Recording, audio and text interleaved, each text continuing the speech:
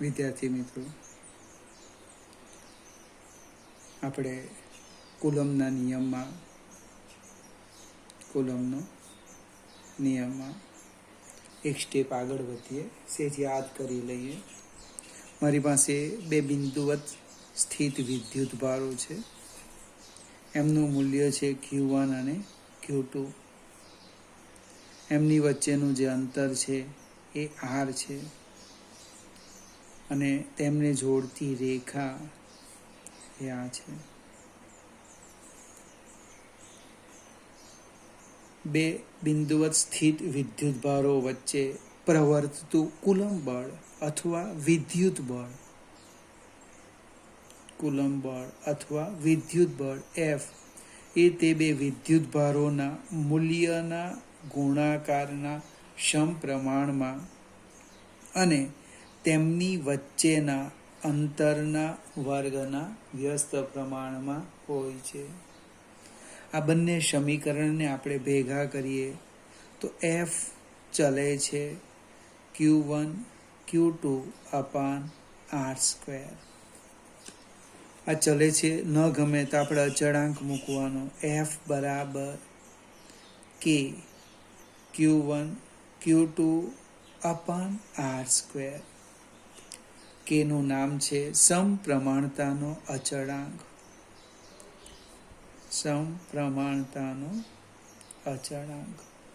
ગઈકાલે મેં પ્રશ્ન આપ્યો તો કેનો એકમ અને પારિમાણિક સૂત્ર.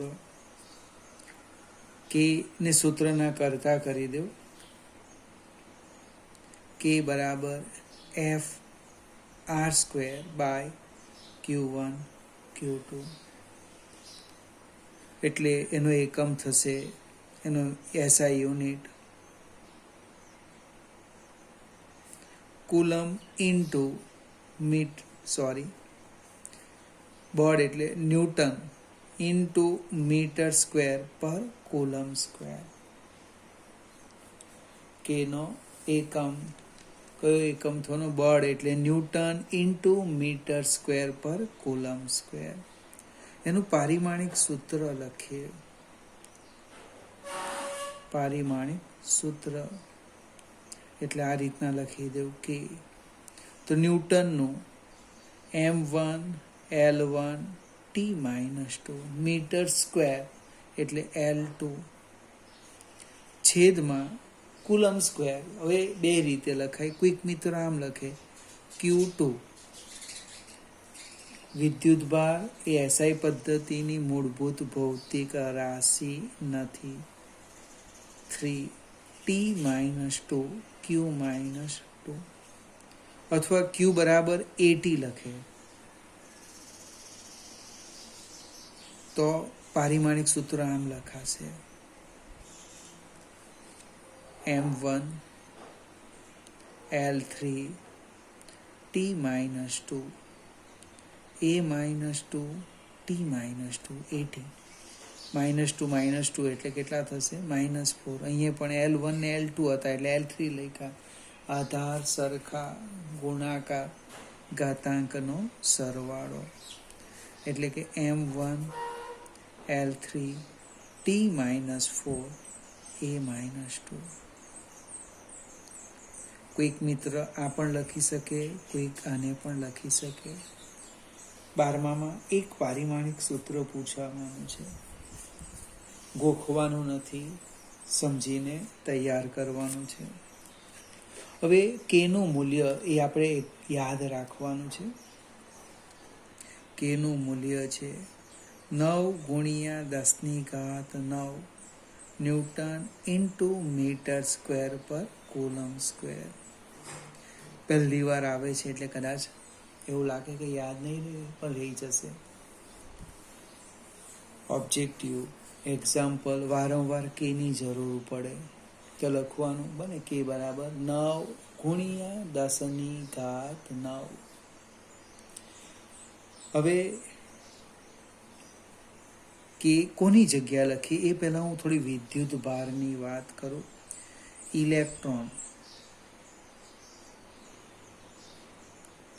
ઇલેક્ટ્રોનનો વિદ્યુત ભાર અને ઈ લખીએ આપણે. પછી પ્રોટોન નો વિદ્યુત ભાર, અહીંયા માઇનસ લખો, અહીંયા પ્લસ લખો, આ યાદ રાખવાનું છે.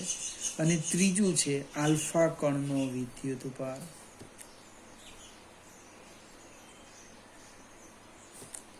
પ્લસ ટ્વાઇસ ઈ, ઇલેક્ટ્રોનનો માઇનસ ઈ, પ્રોટોનનો પ્લસ ઈ અને આલ્ફા કણનો ટ્વાઇસ ઈ. અને આલ્ફા કણ એટલે એમ કહેવાય હિલિયમનું ન્યુક્લિયસ. ઈનું આપણને ખબર છે કેટલા, 1.6 ઇન્ટુ 10⁻⁻19 કુલમ.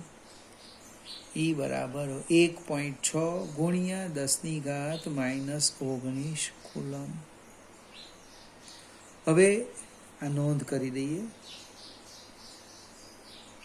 આ તમારે યાદ રાખવાનું છે. ઇલેક્ટ્રોનનો વિદ્યુતભાર માઇનસ ઈ, પ્રોટોનનો વિદ્યુતભાર પ્લસ ઈ અને આલ્ફા કણ, ઘણા મિત્રો ભૂલી જાય છે, આલ્ફા કણનો કેટલો, ટ્વાઇસ ઈ. હિલિયમનું ન્યુક્લિયસ, એની પાસે 2 પ્રોટોન છે. હવે પ્રશ્ન આપણે આગળ લઈએ.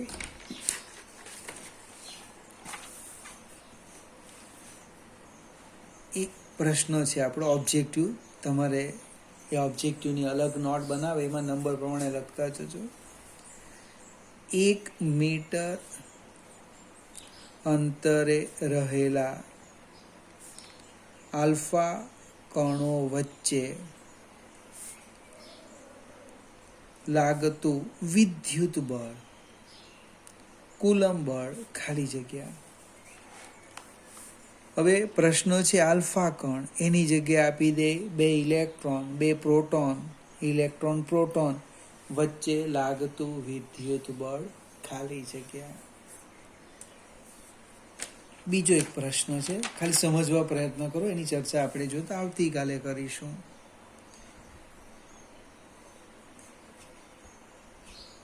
Q1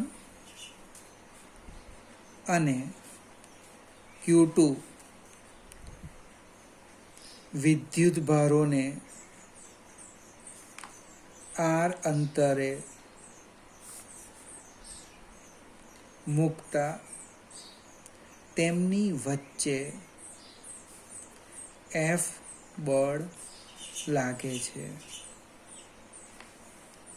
Q1 અને Q2 વિદ્યુત ભારને R અંતરે મૂકતા તેમની વચ્ચે F બળ લાગે છે.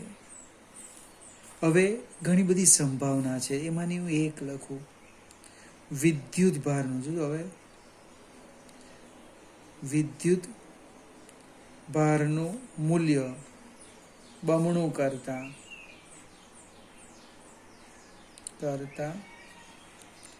તેમની વચ્ચે લાગતું બળ, ખાલી જગ્યા. આ એક હું સમજાવું છું. હવે પહેલું F લખી દે. F આમ લખાશે Q1 K Q1 Q2 અપાન R². હવે અહીંયા અંતર અચળ છે, માત્ર વિદ્યુતભારના મૂલ્યમાં ફેરફાર કરીએ, બમણું કરીએ, અડધું કરીએ, કોઈ બીજી પ્રક્રિયા કરે, જે તે.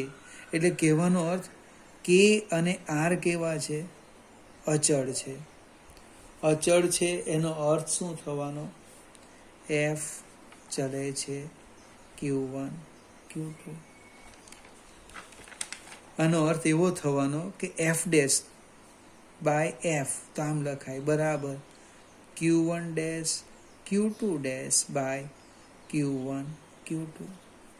હવે Q1' કેટલા આપેલા છે, જો અહીંયા લખી દઈએ, બમણા કરો એટલે Q1' જે વિદ્યુત ભાર છે એના કરતાં બમણો, ટ્વાઇસ Q1. Q2' બમણો કરો, કેટલો થશે, ટ્વાઇસ Q2. અડધો કરો એમ કહે તો Q1/2. અને 3 ગણો કરો તો કે 3Q1, જે છે એના કરતાં 3 ગણો, બમણો એટલે 2 લીધો. આ કિંમત આમાં મૂકીએ એટલે F' કેટલા થવાના, જો F' બાય F બરાબર Q1' એટલે ટ્વાઇસ Q1 ગુણ્યા twice Q2 divide by Q1 Q2 જો આ Q1 Q2 કેન્સલ થશે એટલે F dash by F is equal to 4. એનો અર્થ થવાનો હવે બળ કેટલું થવાનું? 4 ગણું થવાનું. તમારે આ જ પ્રશ્ન પાછો બીજી રીતે લખવાનો કે બમણાની જગ્યાએ અડધું કરું તો શું થાય. એક વખત માત્ર વિદ્યુતભાર બદલો, ત્યાર પછી અંતર બદલો, અંતર બમણું કરો, અંતર અડધું કરો. કેટલા બધા ઓબ્જેક્ટિવ થશે. મને વિદ્યુતભાર બમણો કરો, અંતર અડધું કરો, અંતર બમણું કરો, વિદ્યુતભાર અડધો કરો. આવા બધા જ ઓબ્જેક્ટિવ 5 થી 6 તમારે નોટમાં લખીને તૈયાર કરવાના. ફરીથી એક પહેલું ઓબ્જેક્ટિવ આ છે, 1 મીટર અંતર રહેલા આલ્ફા કણ અથવા 2 ઇલેક્ટ્રોન અથવા ઇલેક્ટ્રોન પ્રોટોન કે પ્રોટોન વચ્ચે લાગતું વિદ્યુત બળનું મૂલ્ય. ત્યાર પછી આ બીજો પ્રશ્ન. આમાં તમારે 3 થી 4 પ્રશ્ન બનાવીને લખીને તૈયાર રાખવાના. જેને ન સમજ પડે એ પ્લીઝ મારો કોન્ટેક્ટ કરે, ફોન કરે. આ આપણી શરૂઆત છે. જો તમે આજે નહીં બોલશો તો જ્યારે બોર્ડની એક્ઝામ આવશે તકલીફ પડશે. એના કરતાં બેટર તમારે મને ફોન કરવાનો. ફોન જો 4 થી 5ના ગાળામાં કરી દેવાનો. હું પણ તમને કરીશ. તમારે તૈયારી રાખવાની, જે નહીં આવડતું હોય અથવા હું પ્રશ્ન પૂછું એનો ગણતરી કરીને જવાબ આપી દેવાનો. હવે આપણે સેજ એક સ્ટેપ આગળ જઈએ. આ ઘણા બધા ઓબ્જેક્ટિવ હું તમારા પર છોડું છું. બળની સંજ્ઞા પર જઈએ. હવે બળની સંજ્ઞા નોંધ કરો. નોંધ.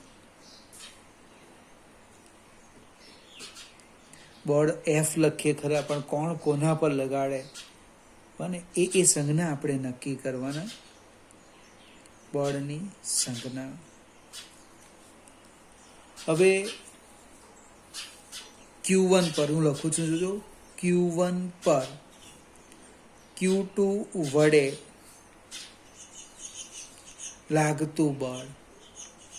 Q1 પર Q2 વડે લાગતું બળ. બળ એટલે ફોર્સ લખવાના, ફોર્સનો F. હવે સબસ્ક્રિપ્ટ લખવાનું છે અહીંયા. તો જેના પર લાગે એ પહેલો સબસ્ક્રિપ્ટ અને જે લગાડે બીજો. કોના પર લાગે? 1 પર એટલે 1. કોણ લગાડે? તો કે 2. F12. F12 કેવી રીતે વાંચવાના? Q1 પર Q2 વડે લાગતું બળ. એ જ પ્રમાણે જો Q2 પર Q1 વડે લાગતું બળ તો કે F21. મારાથી લખાઈ ગયું Fxy. બને. હું તમને પ્રશ્ન પૂછું છું, કોના પર બળ લાગે અને કોણ લગાડે? તમે નક્કી કરી દો, પછી હું જવાબ આપું છું. Fxy કયા વિદ્યુત ભાર પર લાગે બળ અને કોણ લગાડે? આશા રાખું નક્કી થઈ ગયું હશે. બને. X વિદ્યુત ભાર પર બળ લાગે. બને. Qx. X વિદ્યુત ભાર પર બળ લાગે. વિદ્યુત ભાર પર બળ લાગે. કોણ લગાડે? તો કે Qy વિદ્યુત ભાર બળ લગાડે. કોના પર લાગે અને કોણ લગાડે? બસ પ્રેક્ટિસ કરવાની. તમારે F46, F19 એવી રીતે લખો અને સામે શબ્દમાં લખી દો. કોના પર લાગે, કોણ લગાડે, એ સમજાવું. Q1 પર Q2 વડે લાગતું બળ, Q2 વડે Q1 પર લાગતું બળ, બંને લખાશે. અર્થ એક જ નીકળે. Q2 વડે Q1 પર લાગતું બળ અથવા Q1 પર Q2 વડે લાગતું બળ. ટૂંકમાં તમારે અહીંયા યાદ રાખવાનું. શું રાખવાનું? જેના પર બળ લાગે તે પહેલો સબસ્ક્રિપ્ટ, જે લગાડે બીજો સબસ્ક્રિપ્ટ. યાદ રહેશે ને મિત્રો?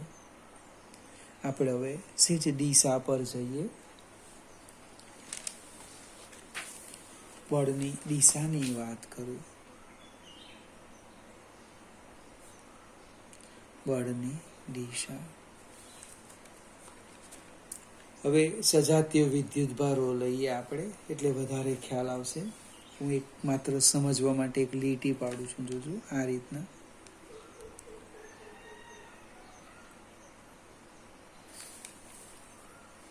અહીંયા એક વિદ્યુતભાર છે Q1, અહીંયા છે Q2. સજાતીય વિદ્યુતભાર છે એટલે બંને ધન કાં બંને ઋણ, એટલે એમનો જે ગુણાકાર છે એ હંમેશા 0 કરતાં મોટો આવશે. જો ધન હોય તો પ્રશ્ન જ નહીં, ગુણાકાર ગ્રેટર દેન 0, પણ બંને ઋણ હોય એટલે ઓછા ઓછા વધતા થઈ જાય એટલે ગ્રેટર દેન 0. હવે દિશા સંજ્ઞા લખવાના આકૃતિમાં, બળ એમ કે તે બે વિદ્યુતભારોને જોડતી રેખાની દિશામાં લાગે. હવે સજાતીય વચ્ચે અપાકર્ષણ, અને અપાકર્ષણનો અર્થ ખ્યાલ આવે ને, ધક્કો મારે, બીજાથી દૂર જાય. ધારો કે મારાથી એરો અહીંયા મુકાઈ ગયો, અહીંયા, તો એ એવું કહેવા માંગે કે Q1 Q2 થી દૂર જાય. કેમ દૂર જાય? તો કે આના ઉપર બળ લગાડે તો અહીંયા સંજ્ઞા લખાશે F12. ખ્યાલ આવે છે ને? Q1 પર Q2 વડે લાગતું બળ તમને કોણે કીધું? તો કે આ દિશામાં Q2 નહીં જાય. જો Q2 આ દિશામાં જાય તો આકર્ષણ બળ થઈ જાય. ખ્યાલ આવશે કે નહીં? Q2 પર જો આમ બળ લાગે તેનો અર્થ શું થાય? આકર્ષણ બળ થાય. આ તો અપાકર્ષણ. પણ સેમ અહીંયા લખી દો. એવું જરૂર નથી કે એરો અહીંયા જ મૂકો, અહીંયા પણ મુકાય એરો અહીંયા. હવે આ દિશામાં કોણ જાય? Q1 જાય? નહીં જાય. કેમ? તો કે અપાકર્ષણ બળ લાગે. Q2 જાય એટલે Q2 પર બળ લાગે. કોણ લગાડે? Q1, F21. એ જ પ્રમાણે આપણે સજાતીય વિદ્યુતભારની વાત કરી. સજાતીય વિદ્યુતભાર, કારણ કે દિશા અગત્યની છે. દિશા નહીં આવડે તો ગણતરી ખોટી ચાલે. હવે આપણે વિજાતીય વિદ્યુતભાર લઈએ. વિજાતીય વિદ્યુતભાર એટલે એક પ્લસ લેવાના, પ્લસ Q1 લખું અને અહીંયા લખી દે -Q2. બને. હવે વિજાતીય વિદ્યુતભારો વચ્ચે આપણને ખબર છે આકર્ષણ બળ લાગે. અને આ એક લીટી દોરી દે, આમ ખ્યાલ આવે. આકર્ષણ બળ એટલે બંને એકબીજા તરફ ગતિ કરે. મારાથી એરો આમ મુકાઈ ગયો, જો સમજાવો તો કે Q1 Q2 તરફ ગતિ કરે. કેમ? તો કે Q2 એના ઉપર બળ લગાડે એટલે આ થવાનું F12. અહીંયા F21 નહીં લગાડે. જો F21 લગાડે તો દૂર જાય, ધક્કો મારે, એવું થાય. કેટલાક મિત્રો એવું પણ ગોખી કાઢે, આની નજીક છે એટલે 1 2 લખો, આની નજીક. એવું જરૂરી નથી. અને એરો તો અહીંયા પણ મુકાય. F12 અહીંયા પણ લખી શકાય. અને ત્યાર પછી આમ એરો મૂકી દો, બીજો આમ. ચાલો અહીંયા લખો. Q2 Q1 તરફ જાય એટલે F21. આ બેનો ગુણાકાર એ કેવો આવવાનો? Q1 Q2 <0. એક ધન છે, એક ઋણ છે, એટલે ગુણાકાર ઋણ થશે, 0 કરતા નાનો. જો <0 હોય તો કેવું બળ લાગે? આકર્ષણ બળ. અહીંયા કેવું બળ લાગવાનું? આકર્ષણ બળ. અહીંયા કેવું લાગે? અપાકર્ષણ. જો Q1 Q2 નો ગુણાકાર <0, અપાકર્ષણ, <0, આકર્ષણ બળ. ફરીથી આ વિડીયો જોયા પછી તમારે જાતે રફ કામ કરવાનું છે. વિદ્યુતભાર લેવાના, સજાતીય, વિજાતીય. અને એરો એવું નથી અહીંયા મૂકવાનું, આ એરો અહીંયા મૂકો તો પણ નામ આ જ આવે, F12. અને આ એરો તમે અહીંયા મૂકો, ગમે ત્યાં મૂકો, નામ ફિક્સ છે, F21. ટૂંકમાં અપાકર્ષણ એટલે દૂર જતો બતાવવાનો વિદ્યુતભાર. જેના પર બળ લાગે તે લગાડનારથી દૂર જાય. અને આકર્ષણ એટલે જેના પર બળ લાગે એ લગાડનાર તરફ જાય. જો અહીંયા આ દૂર કેમ બતાવ્યો તો Q1 પર Q2 વડે લાગતું બળ, Q2 થી દૂર જાય અપાકર્ષણ બળ, આ Q1 થી દૂર જાય અપાકર્ષણ બળ. જો તમે અહીંયા Q1 Q2 તરફ જાય, જો એરો Q1 Q2 તરફ જાય આકર્ષણ બળ, આ Q2 Q1 તરફ જાય આકર્ષણ બળ. હું મારી રીતે સમજાવું, તમે તમારી કોઈક ટેકનિક શોધી કાઢો અને એ રીતે જ વર્ક કરો તો તમને એક્ઝામ્પલમાં કે ઓબ્જેક્ટિવમાં તકલીફ પડશે નહીં. ફરીથી વિદ્યાર્થી મિત્રો, આજે જે ઓબ્જેક્ટિવ આપેલા છે એ શક્ય હોય તો લખીને તમારે મારા ઉપર મોકલાવવાના છે અને આટલું આજે તૈયાર કરી દેવાનું. તો આવતીકાલે એક બીજી થિયરી શીખવાના છે, કુલમના નિયમનું સદિશ સ્વરૂપ.